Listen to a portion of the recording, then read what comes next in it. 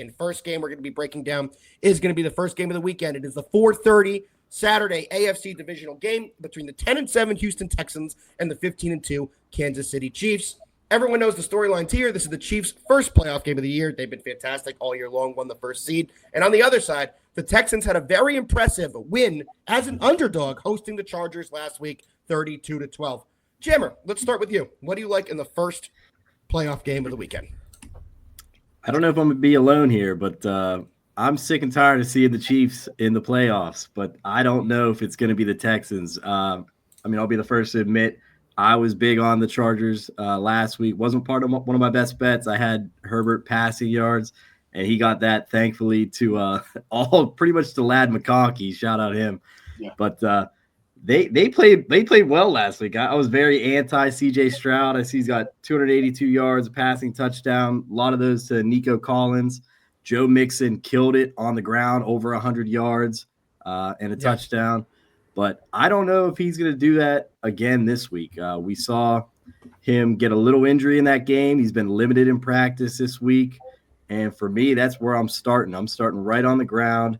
This Chiefs defense, it is very good. And the Chargers defense last week was supposed to be able to stop this Texans offense, but they could not stop anything, giving up, 32 points to the Houston Texans? Yep. And it's not going to be any easier in Kansas City on the road. They had the they had the home game last week, but going into Kansas City, especially off a bye for them, we all know how Andy Reid does with that. And what they're going to do is they're going to try and shut down what the Texans do or did well on the season, and that's run the ball. With a banged-up running back like Joe Mixon, they're going to try and force this game to go into C.J. Stroud's hands. So first play for me on the week, it's going to be Joe Mixon under 57.5 rushing yards. Wow. Over the season, Kansas City was the 8th ranked rush defense. Chargers were right around that number, and they couldn't stop them. But this week, you got a banged-up Joe Mixon, limited in practice. I don't even think he practiced yesterday. I know he's been limited throughout the week. So he's banged up. He had over 100 yards last week, but towards the end of the season, they were struggling to run the ball. Last couple weeks, he only had 23, 57, 26, and 23. But coming out of that game with a small ankle injury, that's not going to be a good thing heading into this game versus Kansas City, especially if they're trying to shut down the run game and forcing this game into C.J. Stroud's hands. So for me, I think that's a strong play on Joe Mixon under. And the next one, this guy, Hollywood Brown, he came back at the end of the season. He was injured early on, but he came out hot towards the end of the season. He's now fully healthy. And what he's done in his career, he's performed in the playoffs. 3 playoff appearances, all with the Ravens, obviously. He finished 3 games, 87 yards, 109, 126, all with a quarterback who supposedly can't throw the ball. But now he's got an all-pro quarterback in Patrick Mahomes. So I'm loving him over 42.5 receiving yards. He finished his last 2 games that he played with 45 and 46. And it seems like he's locked in and primed for the playoffs, especially whenever you're going to see the Texans probably try and shut down Travis Kelce.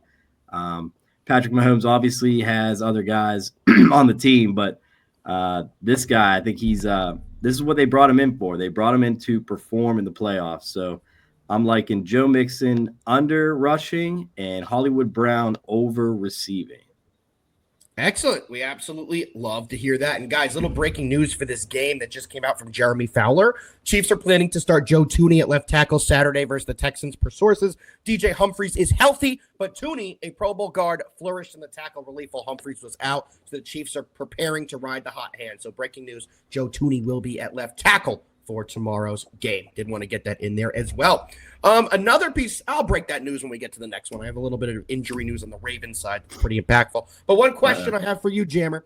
Do you take the weather into account when capping this game? So right now, I'm saying it's going to be 21 degrees at game time. It's outside in Arrowhead. Well, the Texans are a dome team.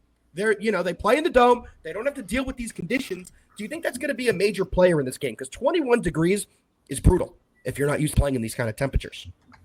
Oh, 100%. I've looked at all the weather for these games, and there's a game that we're going to be talking about later that I think is going to have an even bigger impact.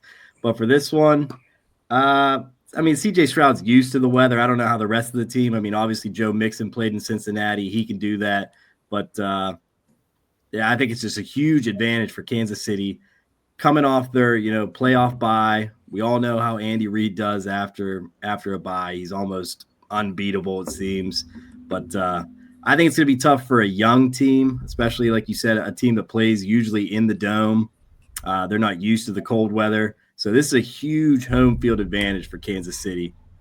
Yeah. See that 62 degrees in Houston. You can't even practice for that. You almost have to show up early to, kind of get yourself acclimated to that weather. Not everyone's built for it, 100% agree with you. I mean, you take a look at their most recent games as well. A lot of their games have been home. They had one game in January against Tennessee, but they did play a late December game, remember, on 12/21 in Kansas City. Guys, we saw that game end by 8 points, 27-19 for the Chiefs. So do want to put that in everybody's brain that they have played somewhat recently. I'll go into my picks next for this game. I'm on the Chiefs here on the spread, -8.5. I do think the Chiefs will have a big performance, and I think the weather is going to play a major factor in this game. If we didn't see the Texans have an absolutely fantastic performance in week one, I think this line would be even longer, or in week one in the wild card round. But I think this line would be even larger, and I do think we will see a big performance here from the Chiefs. One prop I absolutely love in this game. I want to bring this up here because Edgar has a fantastic question. What's our input on Pacheco? You think him and Hopkins go off? On one of my article plays this week, I do have Pacheco over rushing and receiving. Let me get the current line for you here because the game script of this game, I do think the Chiefs are going to go up early here. I think very quickly they will get a lead, and they will try and keep the ball, run the ball, and do things that they've done all year long while they had the lead. So right now, rushing and receiving for Pacheco is at 50.5 yards. I'm definitely taking that because he could take a screen for 50 yards on just one play. He could bust through the seams on a run for a big gain. I think Pacheco will get over that 50.5 rushing and receiving, and that is going to be an official play from me on that one. JD, first breakdown of this week. What do you got? Yeah, man. It's actually like as far as this Houston team goes, we actually backed them last week, and we said the number was just off. And I was we came here and talked like a lot about that game because to me that number just seemed so off. But Houston just wasn't a team that I wanted to like back though. But actually we did, and that ended up being an easy win. But this week I do have to say the number looks about on, man, and that's kind of weird because we know the Chiefs have been winning, but they've been winning they've been winning but barely. Yep. So with actually laying like this many points, it seems weird to me though. The line it actually does seem right though. For me, this is a game I'm really waiting to see how the Chiefs look because there's been so much talk throughout the year about how the Chiefs have just done what needed to be done to actually win, and they haven't really actually turned it on yet. I'm actually going to sit back and see if they can, actually to see if that's the real thing here, because I'm not sure that they are that team. They actually are a very good team, but I don't think they are like they have been though, and I just really don't think they're going to have that switch where they just come in and blow like everybody out here. So for me, this is a lot. I'm definitely going to watch this game. There's actually just definitely a lot to see here. Something I am going to take a small shot at with, though, is the first half over. Now, as far as this game scoring-wise, I actually don't think it's going to be a high-scoring game, but they have as far as the key numbers, we all know. As far as the first half, I mean, actually 21 is very key, and you can get this total under that. So being able to get it under that, to me, it's just a play I have to make it. It's actually not going to be anything big. But actually, that is going to be my play here. J-Bo in the comments per usual. He knows how JD likes to break it down, but don't worry, JD's going to give you something on the total and find you some kind of value on a play like that. David, we do see your comment here. I promise you we will have the entire show on Monday to break down the Ohio State game. We appreciate you, but remember, we will be back on Monday to break that down, so we're not going to be touching it today. J-Bo had another question, guys. He has a 7-point teaser. He did it at the beginning of the week. Chiefs -1, Lions -1.5 at -135. What do we think about that teaser before we go over to Ben? Great. Yeah, I like it. Yeah. You feel I'm like sick and both tired of teams- seeing the Chiefs win. So Yeah, it's hard. I'm It's hard to anti. see it losing to me. There we go. There we go. Well, very short answers there, but people on the panel seem to like that teaser for you, J-Bo. Ben, over to you. What do you got? Last week, when the Texans were playing the Chargers, and we came into this and ended up taking the Texans on the show, they won. My main point was this Texans defensive line. They arguably have the best edge set in the NFL. I mean, if you're not going to say it's the best, it's top 3 in the NFL. With you have Danielle Hunter on one side and Will Anderson on the other side. Danielle Hunter didn't even show up in the Chargers game, but they still had 4 sacks. You had QB hits all over the place. When they weren't sacking Herbert, they were getting to him a lot. Azeez Al-Shaair, linebacker, had 2 quarterback hits. Danielle Hunter had a quarterback hit. Will Anderson had 3 quarterback hits and a sack and a half. Mario Edwards, 2 quarterback hits. Like, they were just getting to Herbert all day long, exactly what I thought. And that leads me into my favorite play in this game, which has nothing to do with the side. I don't care who wins this game. But all that to say, my favorite play is Patrick Mahomes over 24.5 rushing yards.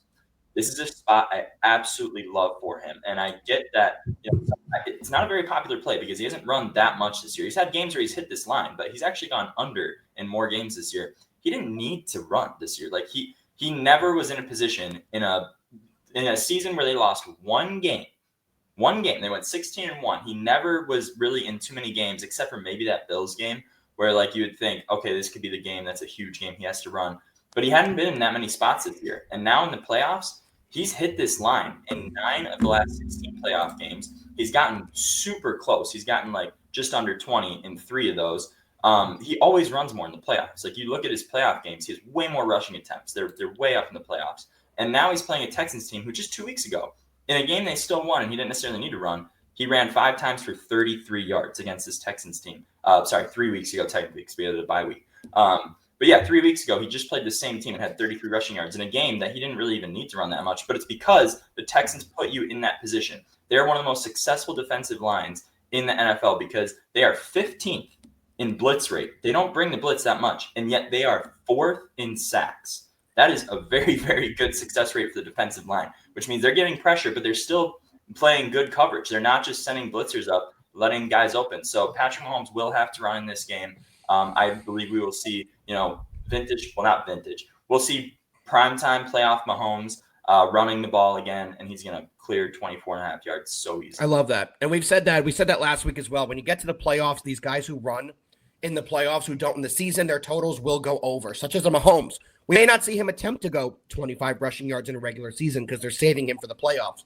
But how many times have we seen in the fourth quarter? It's a close game, and they do a deep route. All the receivers go down the field. Kelsey's sprinting down the field, and then you see Mahomes roll out and book it down the sideline and get a 35-yard run. We see it every year. In almost every playoff game, he has one of those moments where he just takes off with his feet. I absolutely love that play. Jammer.